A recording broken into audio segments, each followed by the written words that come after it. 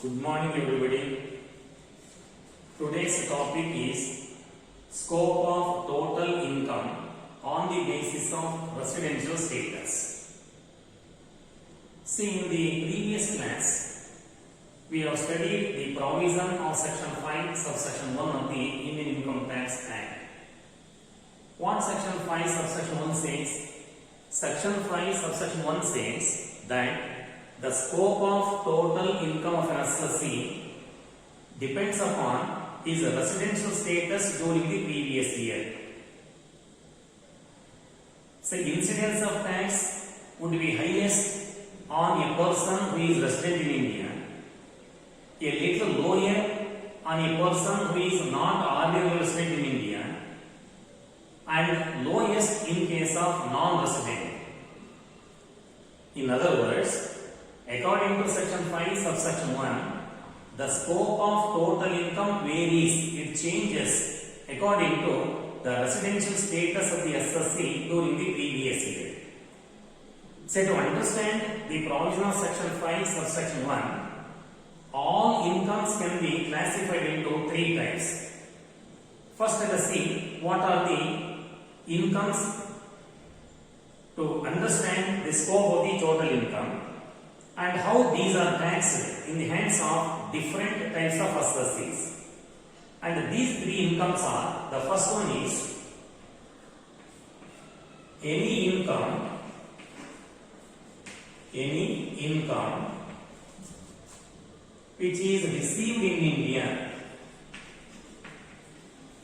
Any income which is received in India or deemed to be received in India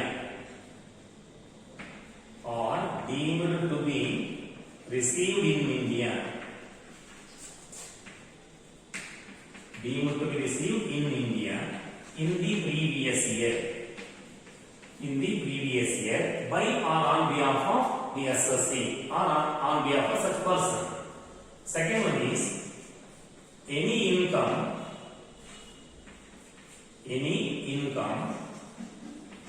which accrues,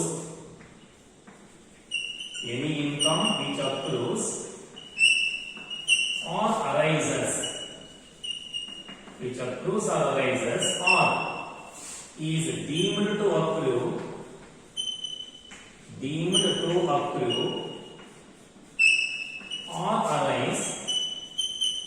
deemed to accrue or arise in India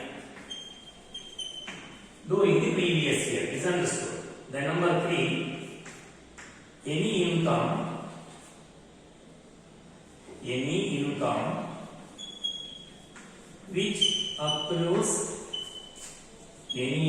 which accrues or arises outside India. See, these are the types of income to understand the provision of section 5 subsection 1. Now let us see what are the incomes taxable in the hands of resident and what are the incomes which are taxable in the hands of not resident and what are the incomes taxable in the hands of non-resident. So thereby the provision of section 5 subsection 1 will be clear to us. The first one is, see, any income which is received in India or deemed to be received in India in the previous year by or on behalf of such person.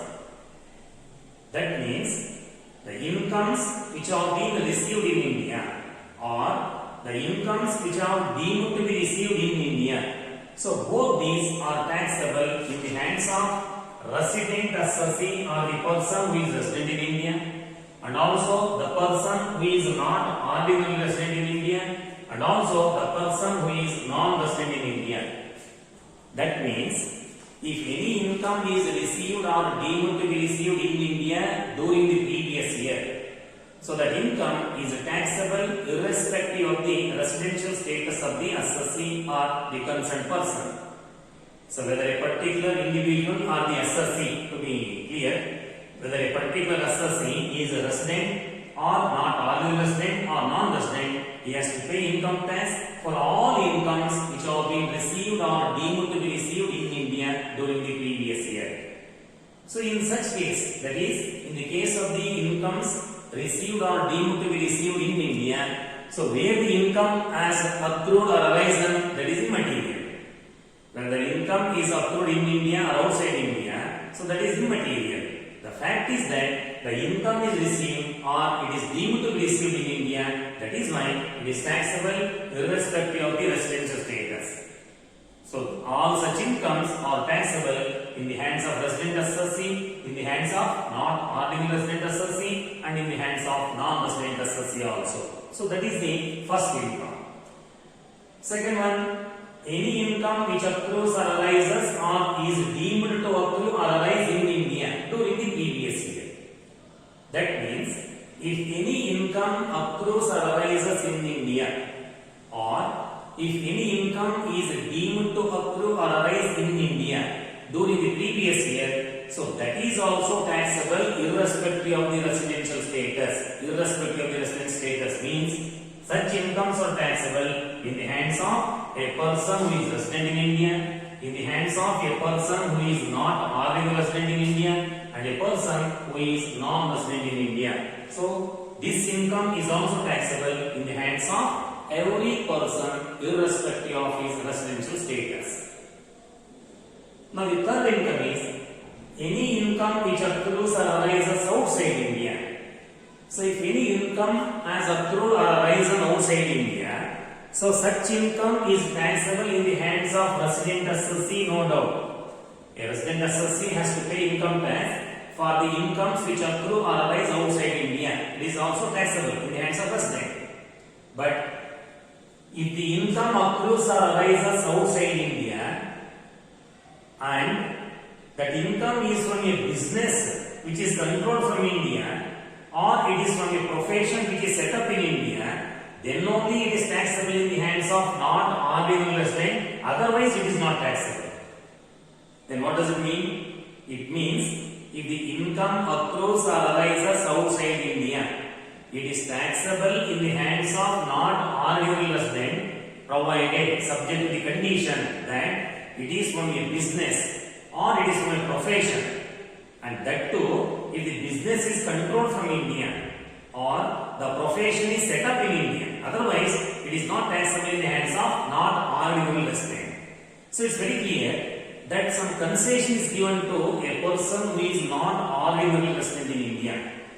A non-ordinary resident in India has to pay income tax for the incomes which accrue or arise outside India, provided so that income is from a business or profession, and that too if the business is controlled from India or the profession is set up in India, otherwise it is not taxable. And if the income accrues or arises outside India, whether it is from a business or profession, whatever it may be, or any other source, irrespective of that, that income is not at all taxable in the hands of a non-resident. A non-resident need not pay income tax for all incomes which accrue or arise outside India. They are totally not taxable in the hands of non-resident. But such incomes which accrue or arise outside India, they are taxable in the hands of not ordinary resident, provided they are from a business. That income is related to a business, and that too the business is controlled from India, or it is related to a profession and the profession is set up in India. Otherwise, that is not taxable in the hands of non-ordinary resident also, non-resident also. Okay, so these are the three incomes for the purpose of understanding the scope of the total income based on residential status. Now, if we go to the provision section 5 subsection 1, all these incomes can be classified into two important groups. All these incomes can be classified into two groups, Indian income and foreign income. And what is an Indian income? Any income which is received or deemed to be received in India. Any income which is received or deemed to be received in India. Whether the income has accrued in India or outside India, it is immaterial. If the income is received or deemed to be received in India, it can be called as an Indian income. Number 2, any income which accrues or arises in India.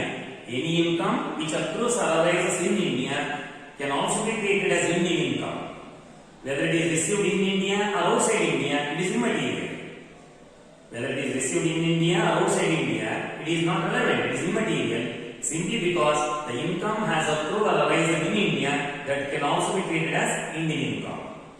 So, Indian income means any income which is received or deemed to be received in India, number one. Number two, any income which accrues or arises in India, or deemed to accrue or arise in India. These two. Then what are the foreign income? Foreign income means the income which is not received in India or not deemed to be received in India, and income which has not accrued or arisen in India or is not deemed to accrue or arise in India. All such incomes can be called as foreign incomes. And again, all Indian incomes are taxable irrespective of the residential status. Whether a person is a resident in India or is not already resident in India or is non-resident in India, he has to pay income tax for all Indian incomes, no doubt. And as far as foreign incomes are concerned, foreign incomes are also taxable in the hands of resident, no doubt. A resident cannot avoid income tax for any income which is going to receive during the previous year.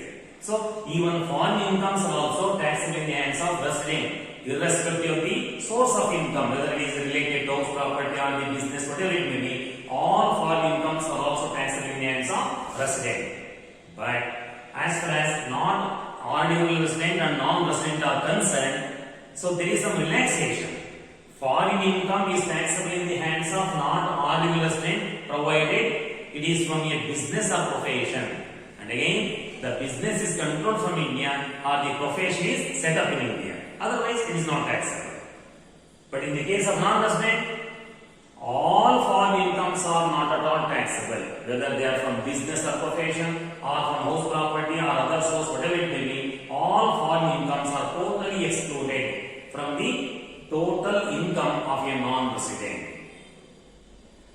Now here there are certain technical terms which are used in these incomes, and you must be very clear about the meaning of these terms. They are very, very relevant.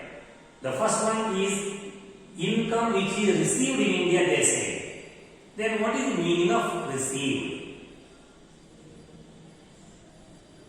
Received here means the receipt of the income on the first occasion, and the place of receipt shall be the place where the income is received for the first time and not the receipt of the income on a subsequent remittance.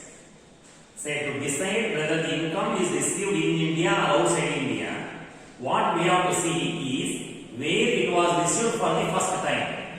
The receipt of the income on the first occasion is important and not the receipt of the income on its subsequent remittance. So that is to be very clearly understood by a student. So received means the receipt of the income on the first occasion, and the place of receipt shall be the place where the income is received for the first time and not the receipt of the income on its subsequent remittance. And second technical term is also there in the first income which is deemed to be received. Income which is deemed to be received. Then what is the meaning of the term deemed to be received? See, according to section 7 of the Indian Income Tax Act, there are certain incomes which are not actually received by the SSC during the previous year. But for the purpose of taxation, section 7 says they are deemed to be received in India, or they are treated to be received in India by the SSC. In simple terms or in simple words, we can say, though the income is not actually received by the SSC during the previous year, Section 7 of the Indian Income Tax Act says that no, it is received by the SSC. Even though the income is not actually received, according to Section 7 of the Indian Income Tax Act, it is treated as received by the SSC. So we can see a number of examples for deemed to be received incomes. The best example is the annual accretion to the credit of an employee participating in a recognized provident fund. The annual accretion to the credit of an employee participating in a recognized provident fund. That means, if an employee is a member of a recognized provident fund, so any annual accretion in the recognized provident fund is treated as deemed to be received by the SSC during the previous year. Then what is annual accretion in the Recurrent Provident Fund? Annual accretion in the Recurrent Provident Fund is the aggregate of two amounts. One is employer's contribution to the RPF, Recurrent Provident Fund, exceeding 12% of the salary of the employee, and also interest on the balance in the Recurrent Provident Fund exceeding 9.5% per annum. In simple terms, any contribution made by the employer to the employee's RPF, if it exceeds 12% of the salary of the employee, that excess up to 12%, of course it is not income. If the contribution of the employee exceeds 12%, that excess over 12% plus interest on the RPF balance exceeding 9.5%. So these two excess is called the annual accretion, and that annual accretion is a deemed income. Means the annual accretion is not received by the employee every year. No, it will be paid to the employee only at the time of his retirement or death, whichever is earlier. So till then, that would be there in the Provident Fund account. But every year, for the purpose of taxation, Section 7 says, no, it is deemed to be received and it is also taxable. So that is called deemed to be received. In simple language, deemed to be received means, strictly speaking, the income is not actually received by the SSC during the previous year, but for the purpose of taxation, the law says it is assumed to be received or treated as received. All such incomes can be called deemed to be received. That is the best example for deemed to be received. Now, one more term is there. Say income which accrues or arises. What is the meaning of accrue or arise? Accrue or arise means the right over the income and not actual receipt. The income is said to be received by the SSC only when it reaches his hands. But if the SSC gets a right over the income, just a right over the income but he has not actually received, it is said to accrue or arise to the SSC. That means whenever the right to receive an income is vested in the SSC, the right to receive the income is vested in the SSC, the income is said to accrue or arise. It is not actually received by the SSC, but he has got a right over the income. That is called the accrue or arise. That is the meaning of accrue or arise.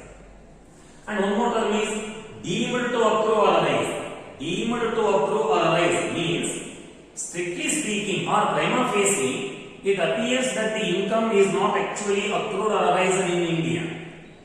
But as per Section 9 subsection 1 of the Indian Income Tax Act, there are certain incomes which are treated as deemed to accrue or arise in India. So, prima facie, it is very clear that the income has not accrued or arisen in India.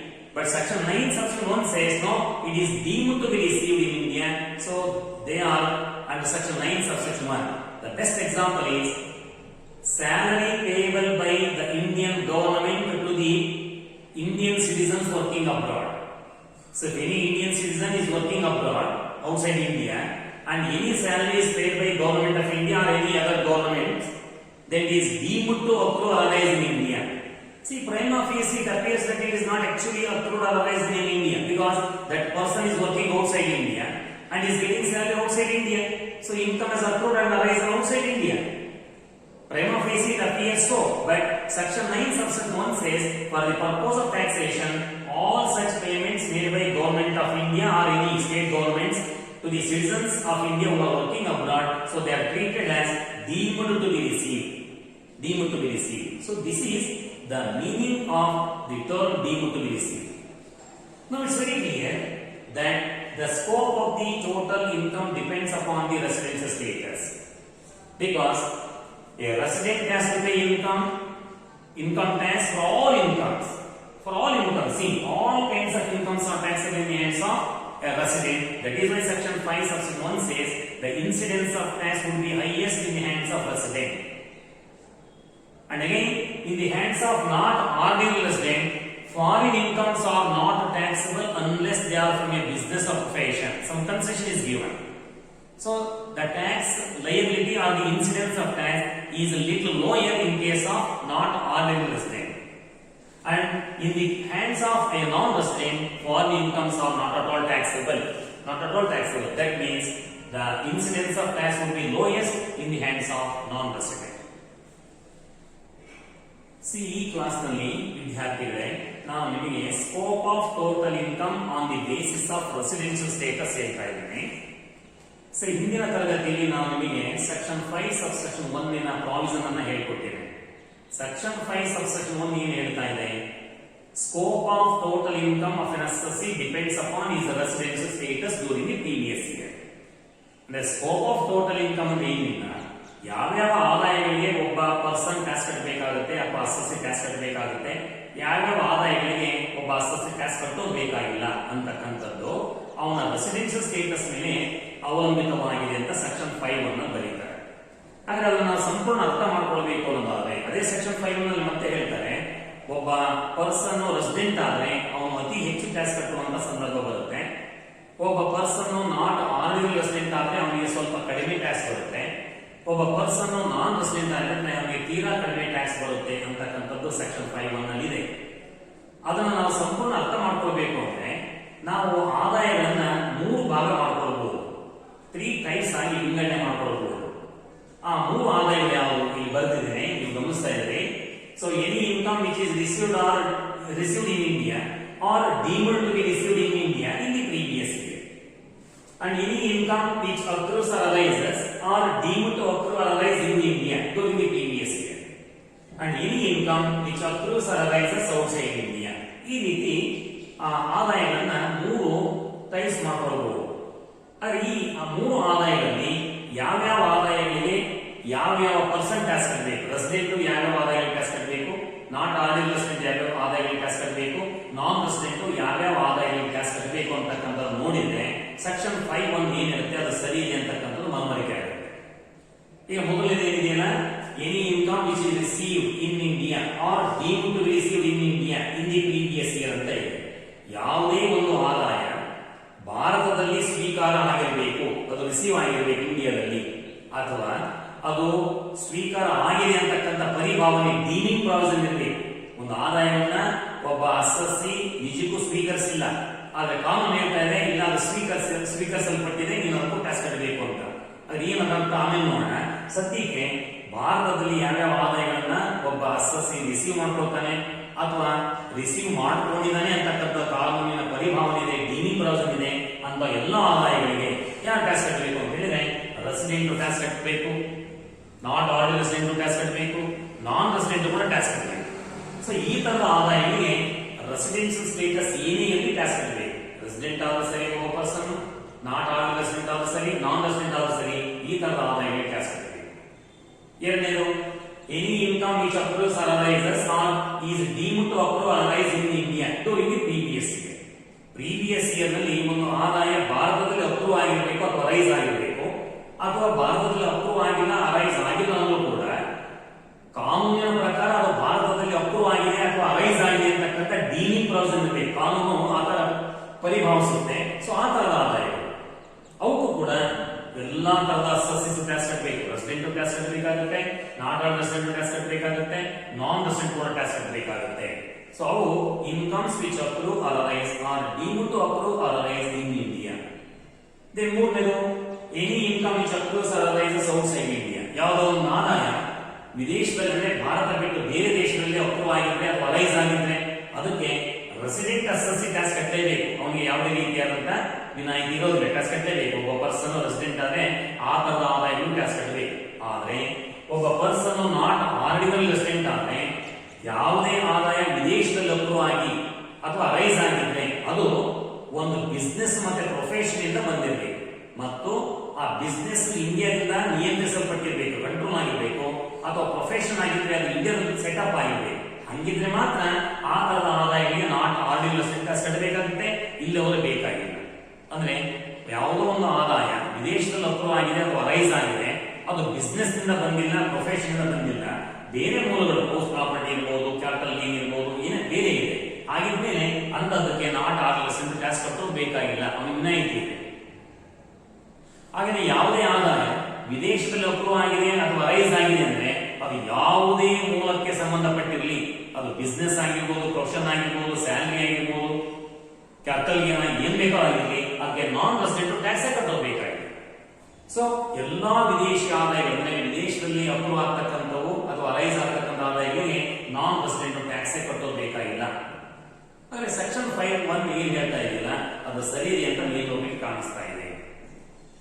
ಏನಿದೆ section 5 subsection 1, ಒಬ್ಬ person resident ಆದ್ರೆ ಅತಿ ಹೆಚ್ಚು tax ಕಟ್ಟಬೇಕಾಗುತ್ತೆ. ನೋಡಿ, person resident ಆದ್ರೆ ಯಾವುದೇ ಆದಾಯ ಎಲ್ಲರಿಗೂ ಟ್ಯಾಕ್ಸ್ ಕಟ್ಟಬೇಕು, ಯಾವುದೇ ವಿನಾಯಿತಿ ಕೊಡೋದಿಲ್ಲ. ನಾಟ್ ಆರ್ಡಿನಲ್ ರೆಸಿಡೆಂಟ್ ಆದ್ರೆ ಸ್ವಲ್ಪ ಕಡಿಮೆ ಟ್ಯಾಕ್ಸ್ ಬರುತ್ತೆ ಅಂತ ಸೆಕ್ಷನ್ 5(1) ಹೇಳ್ತಾ ಇದೆ. ಎಸ್, ಕೆಲವು ವಿದೇಶಿ ಆದಾಯಕ್ಕೆ ಟ್ಯಾಕ್ಸ್ ಕಟ್ಟೋದು ಬೇಕಾಗಿಲ್ಲ. ನಾಟ್ ಆಲ್ ರೆಸಿಡೆಂಟ್ ಸ್ವಲ್ಪ ಕಡಿಮೆ ಟ್ಯಾಕ್ಸ್ ಬರುತ್ತೆ. ನಾನ್ ರೆಸಿಡೆಂಟ್ ಆದ್ರೆ ತೀರಾ ಕಡಿಮೆ ಟ್ಯಾಕ್ಸ್ ಬರುತ್ತೆ ಅಂತ ಸೆಕ್ಷನ್ 5(1) ಅಲ್ಲಿ ಹೇಳ್ತಾರೆ. ಹೌದಲ್ವಾ? ಯಾವುದೇ ವಿದೇಶಿ ಆದಾಯಕ್ಕೆ ನಾನ್ ರೆಸಿಡೆಂಟ್ ಟ್ಯಾಕ್ಸ್ ಕಟ್ಟೋದಿಲ್ಲ. ಸೊ ಇದು ಸೆಕ್ಷನ್ 5 ಸಬ್ಸೆಕ್ಷನ್ 1 ಇರತಕ್ಕಂಥ ಪ್ರಾವಿಷನ್ಗೆ ಸಂಬಂಧಪಟ್ಟಿರ್ತಕ್ಕಂಥ ಒಂದು ವಿವರಣೆ. ಇಲ್ಲಿ ನಮಗೆ ಗೊತ್ತಾಗ್ತಾ ಇದೆ ರೆಸಿಡೆನ್ಷಿಯಲ್ ಸ್ಟೇಟಸ್ ಆಧಾರದ ಮೇಲೆ scope of total income decide ಆಗುತ್ತೆ. ಇದೆಲ್ಲರೂ ಪಕ್ಕ ಮನವರಿಕೆ ಆಗಬೇಕು ಅಂತಾದ್ರೆ ಕೆಲವು ಉದಾಹರಣೆಗಳು ಬೇಕಾಗುತ್ತೆ, ಪ್ರಾಬ್ಲಮ್ಗಳನ್ನ ಮಾಡಬೇಕಾಗುತ್ತೆ. ನಾನು ಮುಂದಿನ ತರಗತಿಯಲ್ಲಿ ಕೆಲವು ಪ್ರಾಬ್ಲಮ್ಸ್ ಅನ್ನ ನಿಮಗೆ ತಗೊಂಡ್ಬಂದು ಅಥವಾ ನಿಮ್ಮ ಕಡೆ ಕೊಡ್ತೇನೆ, ನೀವು ಇಟ್ಕೊಂಡಿರಿ. ಆ ಪ್ರಾಬ್ಲಮ್ಗಳು ಒಂದೊಂದೇ ನಾವು ಸಾಲ್ವ್ ಮಾಡಿದ್ರೆ ಈ ಪ್ರಾಬ್ಲಮ್ಸ್ ನಮಗೆ ಸಂಪೂರ್ಣ ಅರ್ಥ ಆಗುತ್ತೆ. Okay, thank you.